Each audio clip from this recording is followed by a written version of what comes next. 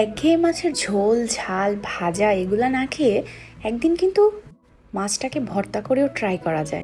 গরম ভাতের সাথে অসাধারণ লাগে খেতে। এটা বানানোর প্রসেসটাও কিন্তু খুবই ইজি। আমরা যেহেতু মাছে ভাতে বাঙালি, তো মাছ ছাড়া তো আমাদের চলবেই না।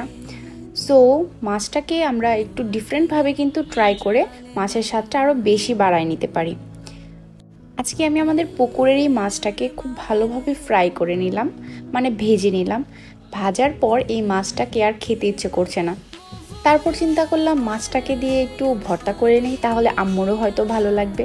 যেই কথা সেই কাজ, মাছ ভাজার পর এখানে পেঁয়াজ, মরিচ, দেন ধনেপাতা নিয়ে নিলাম। পেঁয়াজ আর মরিচটাকে আমি ভেজে নিয়েছি। দেন মাছটাকেও কাটা ছেড়ে নিলাম। তারপর সবগুলো উপকরণ একসাথে মিক্সড করে নিলাম। দেখেছেন কত ইজি। এভাবেই কিন্তু মাছ ভর্তাটা আসলে মেড করা যায়।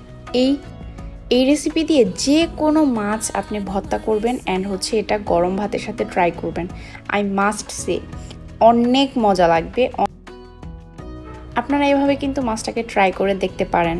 আর এটা যেহেতু আমাদের পুকুরের মাছ, আমি আসলে জানি না এই মাছটার নাম কি। আপনারা জানলে অবশ্যই কমেন্ট বক্সে কমেন্ট করে দিবেন।